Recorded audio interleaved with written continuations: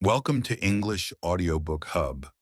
Today we bring you a timeless story loved by readers around the world, Aladdin and the Enchanted Lamp, retold by Judith Dean.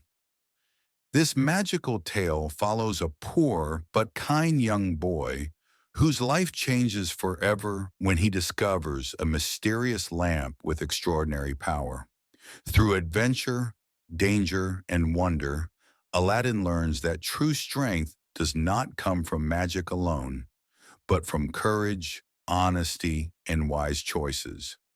This audiobook is perfect for English learners and story lovers who want to enjoy clear narration, simple vocabulary, and a classic story that inspires imagination and hope. So sit back, relax, and let your English improve naturally as the story unfolds. Don't forget to like, subscribe, and turn on notifications for more classic English audiobooks from English Audiobook Hub. Let's begin our story.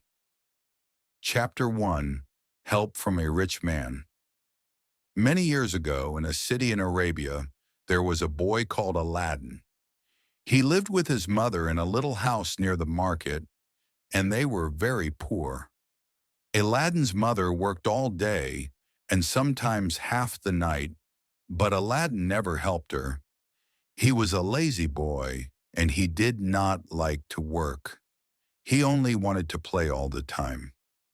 Every morning he ran through the streets to the market. There he talked and laughed and played with his friends all day.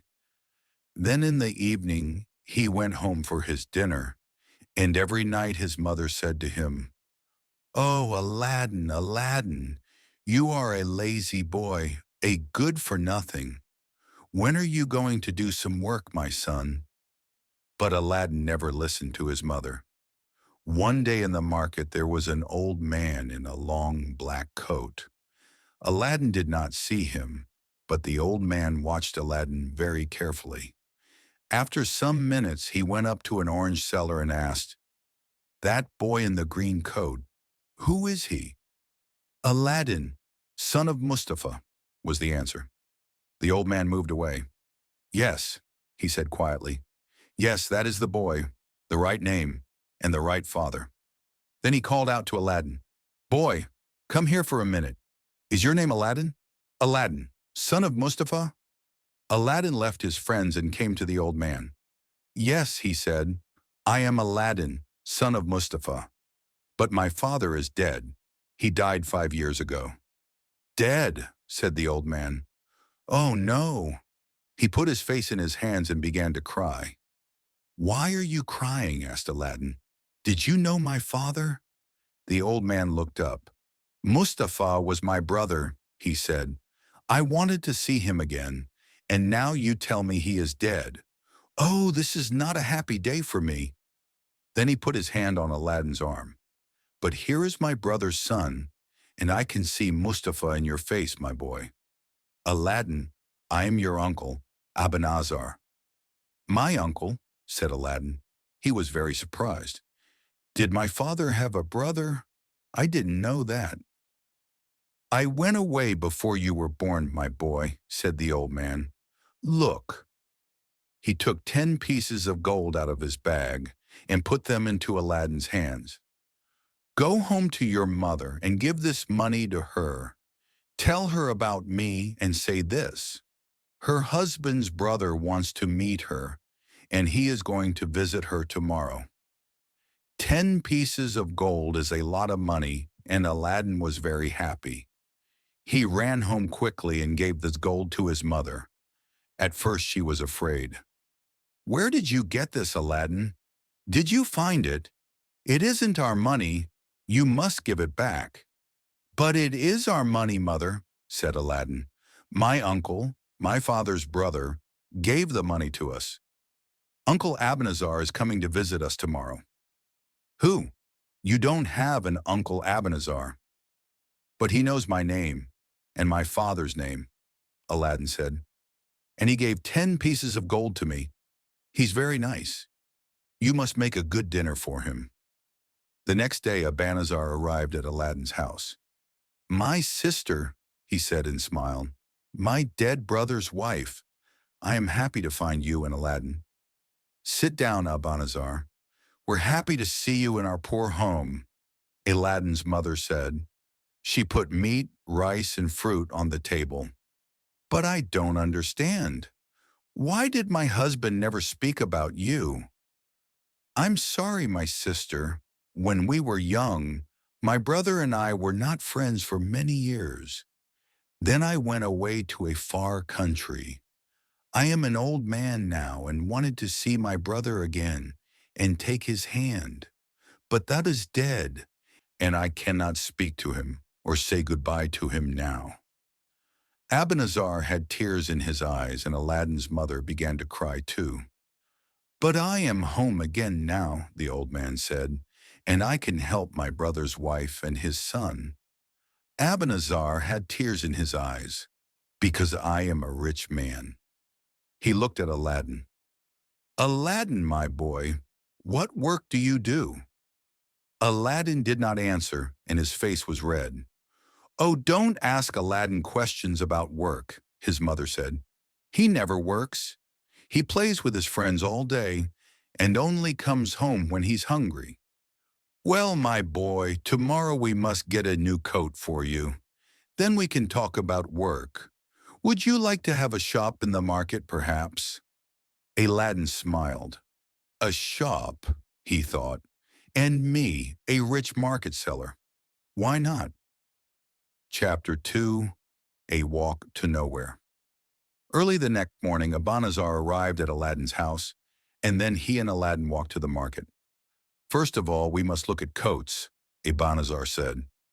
Soon Aladdin had an expensive new coat, and he felt very happy. Then Abanazar and Aladdin walked through the market and looked at the shops. They drank coffee, talked to people, and had a very good dinner. It was a wonderful day for Aladdin. On Friday, when the market was closed, Abanazar took Aladdin to the beautiful gardens in the city. They walked under the trees and talked about a shop for Aladdin. You are very good to me, uncle, Aladdin said. Abanazar smiled. But of course, he said, you are my brother's son. Now let us leave the city and go up into the hills. There is something wonderful there, and you must see it. They left the gardens, walked past the Sultan's palace, and out of the city up into the hills. They walked for a long time, and Aladdin began to feel tired. It's not far now, said Abanazar. We're going to see a beautiful garden, more beautiful than the garden of the Sultan's palace. At last Abanazar stopped. Here we are, he said. Aladdin looked, but he could see no gardens on the hills. Where is this garden, uncle? He said. First we must make a fire, said Abanazar. Aladdin did not understand, but he made a fire for his uncle on the ground. Then Abanazar took some powder out of a small box and put it on the fire. He closed his eyes and said, Abracadabra slash. At once the sky went dark. Black smoke came from the fire, and the ground under the fire began to open. You are very good to me, uncle, Aladdin said. Abanazar smiled. But of course, he said, you are my brother's son. Now let us leave the city and go up into the hills. There is something wonderful there, and you must see it. They left the gardens, walked past the Sultan's palace, and out of the city up into the hills. They walked for a long time, and Aladdin began to feel tired. It's not far now, said Abanazar. We're going to see a beautiful garden, more beautiful than the garden of the Sultan's palace. At last Abanazar stopped. Here we are, he said. Aladdin looked, but he could see no gardens on the hills. Where is this garden, uncle? He said. First we must make a fire, said Abanazar. Aladdin did not understand, but he made a fire for his uncle on the ground. Then Abanazar took some powder out of a small box and put it on the fire. He closed his eyes and said, Abracadabra. At once the sky went dark. Black smoke came from the fire, and the ground under the fire began to open. Then the smoke went away, and in the ground there was now a big white stone with a ring in it. Aladdin was very afraid. He began to run away, but Abanazar took his arm and hit him on the head. For a minute or two Aladdin could not speak or move. Then he cried, "Why did you do that, uncle?" "You must be a man now, not a child," said Abanazar. "I am your father's brother, and you must obey me. Don't be afraid. In a short time you're going to be a rich man. Now listen carefully." He took Aladdin's hand. "Only you can move this stone. Put your hand on the ring and say your name and your father's name." Very afraid, Aladdin put his hand on the ring. It was not hot, but very cold. "I am Aladdin, son of Mustafa," he said. The stone moved easily, and now Aladdin could see stairs under the ground. "Go down those stairs," Abanazar said, "and then through 4 big rooms. In the last room there is a door into a garden, and under one of the trees there is a lamp. You can take some fruit from the trees, but first you must find the lamp. Bring the lamp to me." "Please come with me, uncle," Aladdin said. "No, only you can do this, my boy." Abanazar took a gold ring off his finger and gave it to Aladdin. "This ring is magic and can protect you," he said. "Be careful and bring me the lamp quickly." Aladdin put the ring on the little finger of his left hand and began to go down the stairs. It was dark and he was afraid, but he was more afraid of Abanazar. And Aladdin was right to be afraid, because Abanazar was not his uncle. He was a magician from Morocco, and he wanted this lamp very much. It was a magic lamp, and only a poor boy from the city could get it for him. A boy called Aladdin. Aladdin went down 100 stairs and into the first room. Down here it was not dark, and he went quickly through the rooms to the door into the garden. There were trees in the garden with beautiful fruit of different colors: white, red, green, and yellow. He soon found the lamp under one of the trees. "Why does my uncle want this dirty old lamp?" he thought. He put it in his pocket.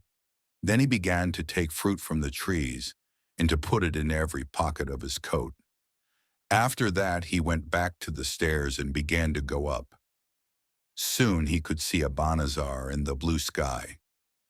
"Give the lamp to me," Abanazar said, and put out his hand. "Quickly, boy, the lamp!" Aladdin could not get the lamp out of his pocket because it was under the fruit. He looked at Abanazar's angry face and was afraid. "First help me out, then you can have the lamp," he said. "Please, uncle." "First the lamp," cried Abanazar. "Give me the lamp." "No," Aladdin said. "You good for nothing, you dog. You and the lamp can stay down there." Angrily, Abanazar ran to the fire and put more powder on it. "Abracadabra," he called. The big white stone moved again, and now Aladdin could not see the sky. He was in the dark, under the ground, and could not get out. Chapter 3. The Ring and the Lamp. "Uncle Abanazar, uncle!" Aladdin hit the stone, but nothing moved. "Don't leave me here, please!" Aladdin put his ear to the stone, but he could hear nothing. "I am Aladdin, son of Mustafa," he said, and listened again. But the stone did not move. Then Aladdin began to cry. "What am I going to do?" he thought, and put his head in his hands. After a time he began to feel hungry and took some of the fruit out of his pocket. He put some in his mouth, but he could not eat them. "These are stones, not fruit," he thought. "I'm going to die down here." For 3 days and 3 nights, Aladdin sat on the stairs and waited, but no help came. On the 3rd day, he remembered Abanazar's ring on his finger. the ring to protect him. He could not see the ring in the dark, so he put his right hand on it. Whoosh! There was a sudden noise, and blue smoke came out of the ring. And then, out of the smoke, came a big genie. "I am here, master. I am here," the genie cried. "I am the slave of the ring. What is your wish?" Aladdin was very surprised and very afraid. At first he could not speak. Then he said, "Take me out of here." "To hear is to obey," the genie said. And a second later, Aladdin was back on the hills under the blue sky. There was nobody there, and the fire was cold and black. Happily, Aladdin began to walk home. When he got there, his mother was very happy to see him. "Oh, Aladdin," she cried, "what happened to you, and where is your uncle?" "Abanazar is not my uncle, mother. He is a magician and a bad man. He nearly killed me." Then Aladdin told his mother all about the fire, the magic stone, and the garden under the ground. "Oh, I am very tired, mother," he said. "I must sleep."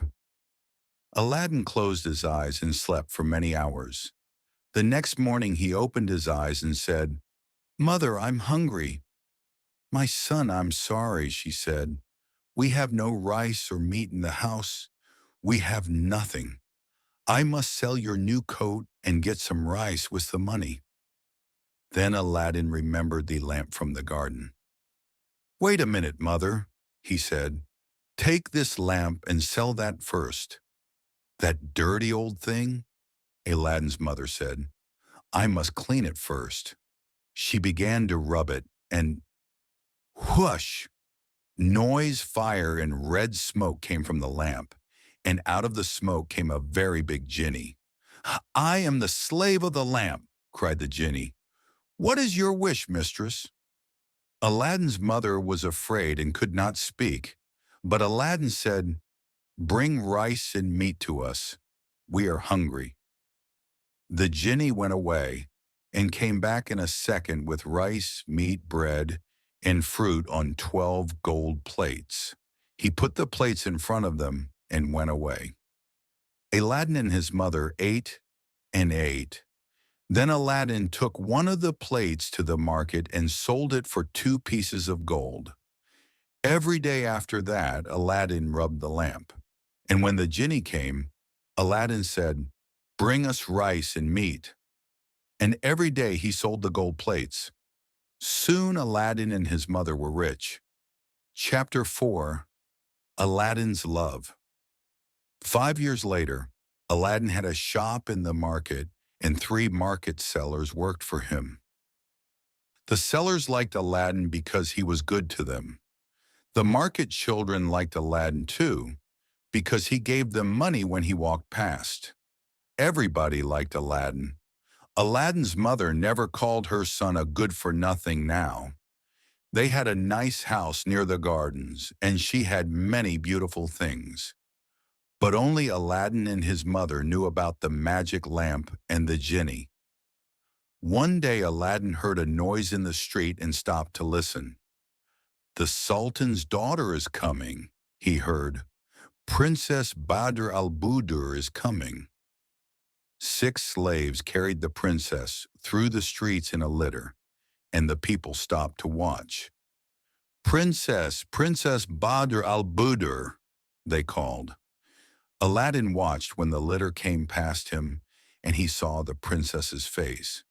She was beautiful, with big dark eyes, the most beautiful woman in Arabia. The litter went past Aladdin, but for some minutes he did not move. Then he ran home. "Mother, mother, I saw the Sultan's daughter, Princess Badr al-Budur, in the street." Aladdin's face was white. "I must have the princess for my wife." "But Aladdin," his mother began. "No buts, mother. I love the princess, and I want to marry her. Go to the Sultan and ask for me." "Me? Go to the Sultan's palace?" "No, no, no," Aladdin's mother said. "Listen, my son. The daughters of a sultan do not marry poor boys from the city. But we are not poor now, mother, and we can give the sultan something for his daughter. Wait. Aladdin went away and got the fruit from the magic garden under the ground. Now, of course, he knew it was not fruit, but white, red, green, and yellow jewels. Take these jewels, mother, on a gold plate, he said, and give them to the sultan. So the next day, Aladdin's mother carried a gold plate with many beautiful jewels on it to the sultan's palace. She went into a long room, but when she saw the sultan, his vizier, and all his slaves, she was very afraid. So she waited quietly in the room and spoke to nobody. In the evening, she went back home again with the jewels. Aladdin was very angry with her. "Mother, you must speak to the sultan," he said. "I have no father to do this for me. You must help me. I must marry the princess. I love her." So the next day, and for many days after that, Aladdin's mother went to the palace, but she was always afraid to speak. In the end, the sultan saw her and asked his vizier, "Who is that woman? Why does she come to the palace every day?" The vizier spoke to Aladdin's mother. "Do you want to speak to the sultan?" "Yes, come with me." The vizier took Aladdin's mother to the sultan, and she put her head on the ground at his feet. "Get up, woman. Why do you come here every day?" the sultan asked. "Speak, woman."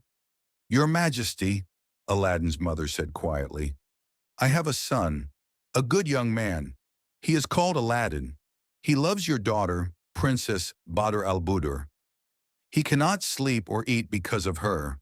He wants to marry her." The sultan laughed. "What? Marry my daughter? Your son?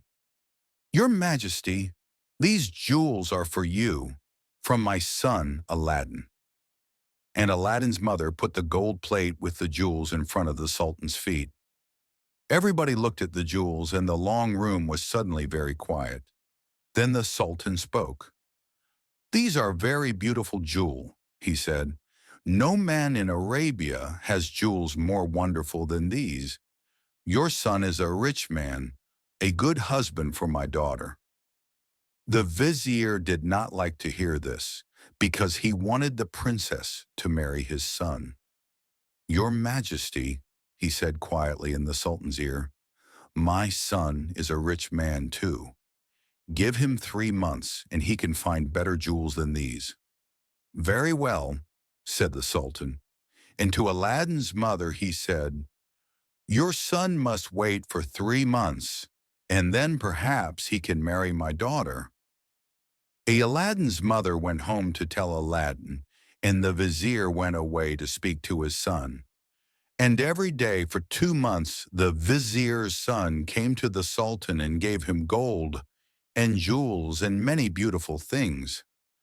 For 2 months Aladdin waited happily, but one day his mother came home from the market and said, "Oh, Aladdin, Aladdin, the princess is going to marry the vizier's son. I heard it in the market. Everybody's talking about it." When Aladdin heard this, he was very unhappy. "What can I do?" he thought. He put his head in his hands and thought for a long time. And when night came, he took out the magic lamp and rubbed it. Whoosh! "What is your wish, master?" said the genie of the lamp. "Bring Princess Badr al-Budur to me," said Aladdin. "To hear is to obey." In a second, the genie was back with the princess asleep in his arms. He put her carefully on a bed, and then the princess opened her eyes and saw Aladdin. "Who are you?" she asked, afraid. Aladdin took her hand and looked into her eyes. "My name is Aladdin, and I love you," he answered. "I cannot live without you, and I want to marry you." Badr al-Budur saw the love in his eyes and smiled. She closed her eyes again. Then the genie carried her back to the sultan's palace. The next morning she remembered Aladdin's eyes. There is no love in the eyes of the vizier's son, she thought. He thinks only of gold and of jewels. So the princess went to her father. I do not want to marry the vizier's son, she said. I want Aladdin for my husband. The sultan was very surprised. What can we do? He said to his vizier. My daughter wants to marry this man Aladdin. He is a rich man, it is true. But who is he? Ask him, said the vizier quickly, for more of those beautiful jewels on 40 gold plates and 40 slave girls with 40 slaves. Nobody is that rich. Very good, smiled the sultan, and said to his slaves, bring Aladdin's mother to me. When Aladdin's mother arrived, the sultan said, so, your son wants to marry my daughter, but first he must give me 40 gold plates with jewels. 40 slave girls with 40 slaves must carry the plates to me. Then my daughter can be his wife. Aladdin's mother went home and told her son, and Aladdin smiled. This was easy for the genie of the lamp, of course, and the next day when Aladdin went to the palace, everybody in the city came out to watch. First came 40 slave girls in dresses of gold, and every girl carried a gold plate with wonderful jewels on it. After them walked 40 slaves in coats of gold, and last came Aladdin on a beautiful white horse. What do you say now? The sultan said quietly to the vizier when he saw all these wonderful things. Aladdin must marry my daughter. How can I say no? And the sultan went to Aladdin and took his hands. My son, he said, you can marry my daughter tonight. Tomorrow, your majesty, said Aladdin, because before I marry your daughter, she must have a palace, the most beautiful palace in Arabia. The genie of the lamp worked all night, and the next morning the sultan saw from his window a beautiful new palace, with gardens of fruit trees and flowers. Wonderful, he said. Black magic, said the vizier quietly. That night Aladdin married Badr al-Budur, and they lived happily in the new palace. Chapter 5. New Lamps for Old. Where was Abanazar all this time? When he could not get the lamp from Aladdin, he went home to Morocco. He was very angry with Aladdin.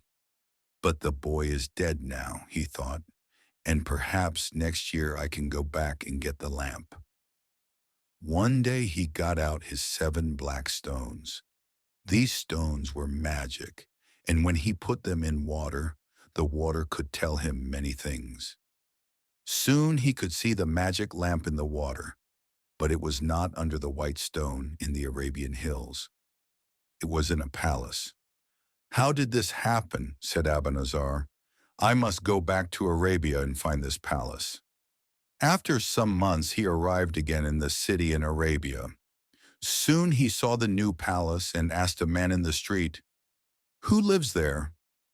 That's Aladdin's palace, was the answer. Princess Badr al-Budur's husband, a good man and very rich. Abanazar said nothing and walked away. That lazy, good-for-nothing boy, he thought angrily. So he has the magic lamp, and he knows about the genie. How can I get the lamp back? For the next week, Abanazar watched Aladdin's palace. One day, Aladdin and his friends left the palace to go hunting in the hills.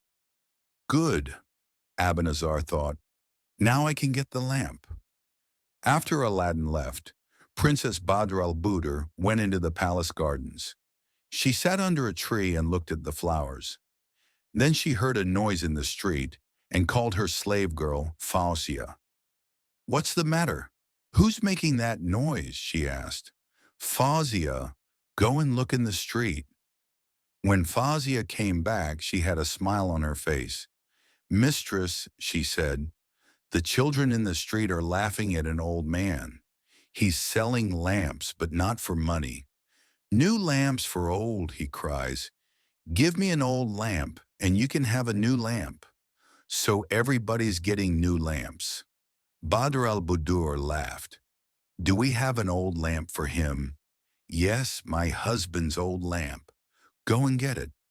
The princess knew nothing about the lamp or its magic. Fawzia went into the palace and came back with Aladdin's lamp. Here it is, mistress, she said. Go and give it to the old man. The princess laughed. Aladdin can have a nice new lamp. Fawzia went out into the street with the lamp. New lamps for old, the old man called, and the children behind him laughed and called, New lamps for old. The old man, it was Abanazar, of course, saw the lamp in Fawzia's hands and knew it at once, because of the picture in the water of his magic stones. He took the old lamp, gave a new lamp to Fawzia, and then quickly walked away. He walked out of the city into the hills. Then he took out the lamp and rubbed it. Whoosh! At once the genie of the lamp came to him.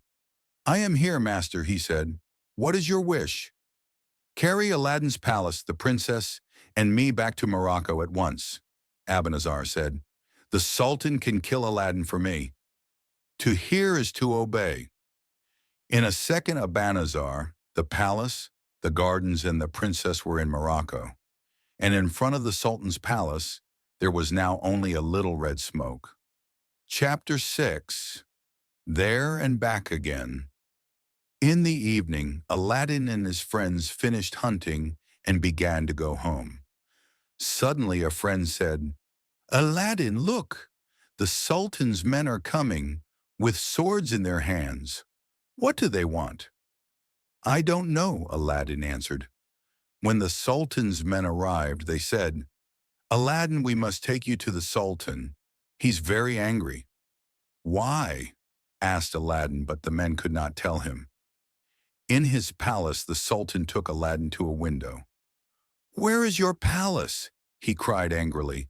And where is my daughter? Answer me. Aladdin looked out of the window. There was only the ground and the sky. No palace, no gardens, nothing. He closed his eyes, opened them, and looked again, and he had no answer for the Sultan. It's black magic. I always said that, the vizier said quietly in the Sultan's ear. Your Majesty. Aladdin put his head at the Sultan's feet. Kill me now, -1 do not want to live without Badr al-Budur. There were tears in his eyes. Find her in 40 days, or you die, the Sultan said. I hear and obey, Your Majesty, Aladdin answered. But without his magic lamp, what could Aladdin do? He went out from the city and looked for his wife and his palace, but of course he did not find them. After 37 days, he sat by a river and cried, O Badr al-Budur, my love, where are you? Where can I look now? He put his hands into the water of the river, and then he saw the magician's ring on his little finger. He began to rub it. Whoosh! Out of the blue smoke came the genie of the ring. What is your wish, master? He asked. Find my wife and bring her back to me, answered Aladdin. Please. Master, I cannot do that. The genie of the lamp took the princess away, and only the genie of the lamp can bring her back. But I can take you to her. Take me then, quickly. To hear is to obey. It is many, many miles from Arabia to Morocco, but Aladdin was there in a second, and there was his palace in front of him. He went into the gardens and looked up at the windows. Badr al-Budur, he cried, are you there? In the palace, Badr al-Budur heard him. Is that Aladdin? She thought, but he is far away in Arabia. She went to the window, opened it, and looked out. Aladdin, she cried, oh, my love! For the first time in many days, Aladdin smiled. Come up quickly, the princess called. The magician is not here now. Her slave girl ran down and opened a little door into the gardens. Aladdin ran up to the princess's rooms and in a second she was in his arms. "Oh, my love," the princess said, "a bad man carried me here, a magician. His name is His name is Abanazar, and I am going to kill him," said Aladdin. "Tell me, does he have my old lamp?" "Yes," Badr al-Budur said. "He always carries it with him. I know about its magic now because he told me." "Oh, why did I give it away?" "Listen, my love," said Aladdin. "I'm going to give you some sleeping powder. When he comes here again, you must give him a drink and put the powder in it.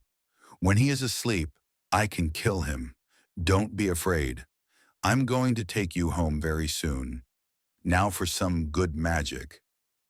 He began to rub his ring. "Whoosh! What is your wish, master?" said the genie of the ring. "Bring me some sleeping powder," said Aladdin. "To hear is to obey." In a second the genie was back with some sleeping powder. Then Aladdin and the princess waited for Abanazar. In the evening they heard him in the stairs. "Don't be afraid," Aladdin said quietly to his wife. "I am in the next room and can be with you in a second." He went quickly into the next room and stood behind the door. Abanazar opened the door of Badr al-Budur's room and came in. He smiled. "You are more beautiful every day, Badr al-Budur," he said. "Your husband, that good-for-nothing Aladdin, is dead now. You must marry me. You can have gold, jewels, palaces, anything, but you must be my wife." For the first time the princess smiled at Abanazar. "Why not?" she said. "You are a rich man, and I am happy here. Yes, let's drink to that." And she gave him a tall gold cup with the drink and the powder in it. "Let us drink from one cup, Abanazar," she said, and smiled at him. "You first, then me. In my country, new husbands and wives always do this." To Badr al-Budur, the most beautiful woman in Morocco, Abanazar said happily, "And my wife." He looked into Badr al-Budur's eyes and began to drink. Very afraid, the princess watched him. But it was a good sleeping powder, and after 5 seconds Abanazar's eyes closed and he was asleep. The princess ran to the door of the next room. "Quick, Aladdin," she called. Aladdin ran in with his sword and saw the sleeping magician. "Well done, my love," he said. "Now go into the next room and do not watch." Badr al-Budur ran to the next room and closed the door. Aladdin put his hand in Abanazar's pocket, took out the lamp. He put it carefully into the pot, less than his coat, and then stood up. The sword did its work quickly, and Abanazar never opened his eyes again. The princess came back into the room and ran to Aladdin. He took her in his arms. "The magician is dead," he said, "and now we can go home." He began to rub the lamp. Whoosh! Fire and red smoke came from the lamp. The princess watched, afraid. "I am here, master," said the genie of the lamp. "What is your wish?" "Carry this palace, Badr al-Budur, and me back to our city in Arabia. But leave that dog, Abanazar, here." "To hear is to obey," said the genie. When the Sultan looked out of his window and saw Aladdin's palace again, he was a happy man. And when he took his daughter in his arms, he was the happiest man in Arabia. From that day, Aladdin and Badr al-Budur lived happily in their palace. They lived for many years and had many children. But Aladdin always carried the magic lamp with him, day and night.